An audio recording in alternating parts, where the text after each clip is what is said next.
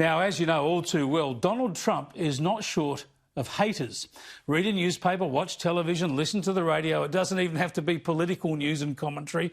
The Trump derangement syndrome seeps into almost every niche of media discussion and public debate in this country and around the world.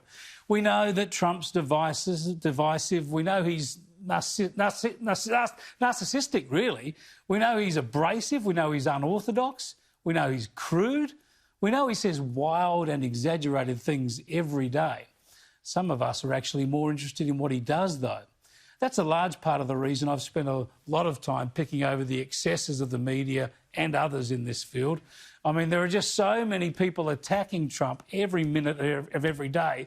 It hardly seems a good use of anyone's time to add to the cacophony. Have a look at this, though. It's a piece by Danny Katz in the Sydney Morning Herald confessing to his Trump obsession. This is just what I'm talking about. Donald Trump is my #1 internet obsession, and not in a fawning fanboy way, more in a, hey, let me check in and see if he fell into a soybean thresher overnight kind of way, he wrote on the weekend. And then later he just says, Trump is the worst. There are few people I hate as much. I mean, really, I hate Trump? That's what passes for commentary, for substance these days, 3.5 years, almost 4 years after he became president.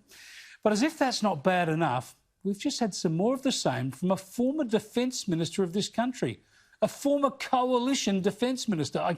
I kid you not. Christopher Pyne wrote in the Adelaide Advertiser today under a headline about the world needing Biden to defeat the cult of Trump.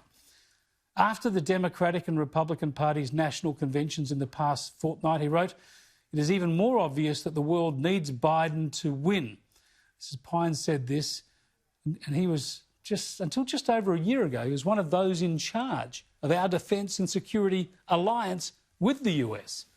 He went on to say Trump has spent more than 4 years dividing the most powerful and important country on earth, and neither he nor his acolytes had the slightest intention of altering their playbook. He went on to say, presumably deciding that the impeachments charade, the protests and the riots have nothing to do with his opponents.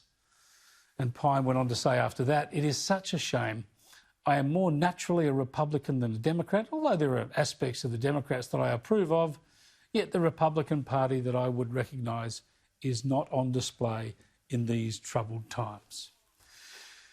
Well, yes, Christopher Pyne, Trump is a maverick. He is a populist.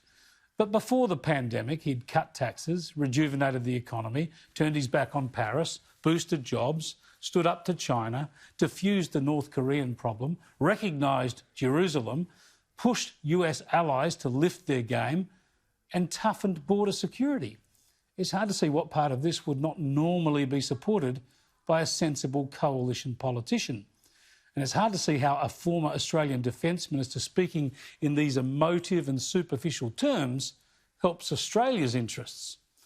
But then Pyne quit politics because after the demise of Malcolm Turnbull, he didn't recognise the Liberal Party anymore and he thought it was doomed. Who knows, he might be just as wrong about the US.